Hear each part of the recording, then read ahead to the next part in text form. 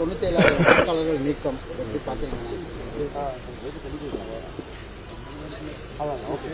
பொதுவாகவே தமிழக வெற்றிக் கழகத்தின் சார்பாகவே தலைவர் தளபதி விஜய் அவர்கள் அதற்கான ஒரு அறிக்கையை வெளியிட்டிருக்கிறார்கள். அதுவே அதற்கு பொருத்தமாக இருக்கும்.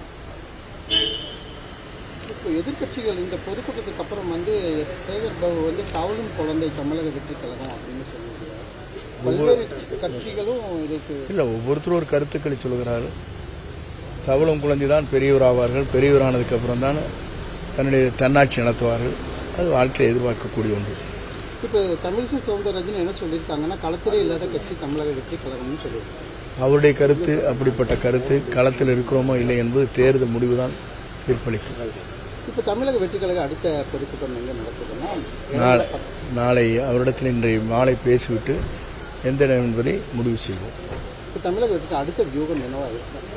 கூட்டணி கட்சிகள் எங்களை பொறுத்தவரையிலும் இந்த பொங்கல் முடிந்ததற்கு பிறகு எங்களுடைய திருப்புமுனை எப்படி அமைந்திருக்கிறது என்பதை நாடே வியக்கும். இதே போல இந்த பிஜேபியில் பாசிசம், திமுக, பாய்சம் அப்படிங்கிற ஒரே மாதிரியான 97,000 வாக்காளர்கள் நீக்கம் எப்படி பார்க்குறீங்க? பொதுவாகவே தமிழக வெற்றிக் கழகத்தின் சார்பாகவே தலைவர் தளபதி விஜய் அவர்கள் அதற்கான ஒரு அறிக்கையை வெளியிட்டிருக்கிறார்கள். அதுவே அதற்கு பொருத்தமாக இருக்கும். இப்போ எதிர்கட்சிகள் இந்த பொதுக்கூட்டத்துக்கு அப்புறம் சேகர் பாபு தவழும் குழந்தை தமிழக வெற்றிக் கழகம் அப்படின்னு சொல்லுவாங்க. பல்வேறு கட்சிகளும் இதுக்கு இல்லை, ஒவ்வொருத்தரும் ஒரு கருத்துக்களை சொல்கிறார்கள். தவழும் குழந்தை தான் பெரியவர் ஆவார்கள். பெரியவரானதுக்கு அப்புறம் தான் தன்னுடைய தன்னாட்சி நடத்துவார்கள். அது வாழ்க்கையை எதிர்பார்க்கக்கூடிய ஒன்று. இப்போ தமிழிசை சவுந்தரராஜன் என்ன சொல்லியிருக்காங்கன்னா, களத்திலே இல்லாத கட்சி தமிழக வெற்றிக் கழகம்னு சொல்லியிருக்காங்க.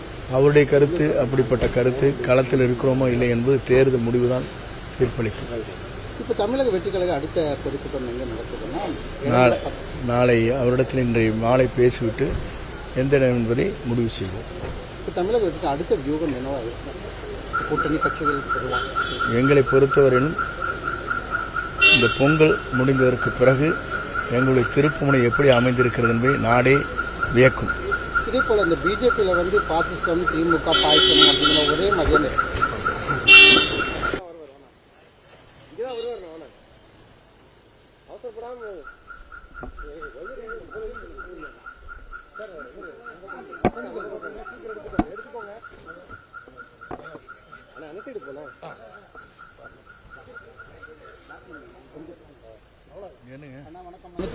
வாக்காளர்கள் நீக்கம் எப்படி பார்க்குறீங்க?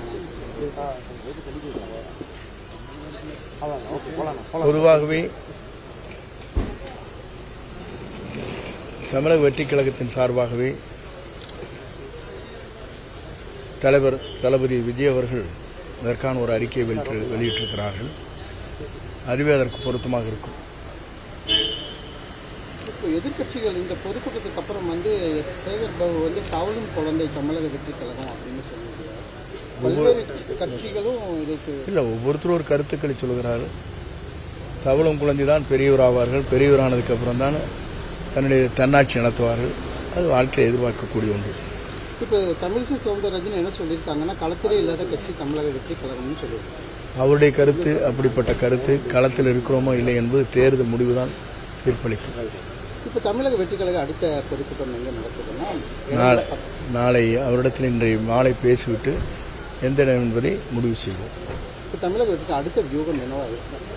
கூட்டணி கட்சிகள் எங்களை பொறுத்தவரையிலும் இந்த பொங்கல் முடிந்ததற்கு பிறகு எங்களுடைய திருப்புமுனை எப்படி அமைந்திருக்கிறது என்பதை நாடே வியக்கும். இதே போல இந்த பிஜேபியில் பாசிசம், திமுக, பாய்சம் அப்படிங்கிற ஒரே மாதிரியான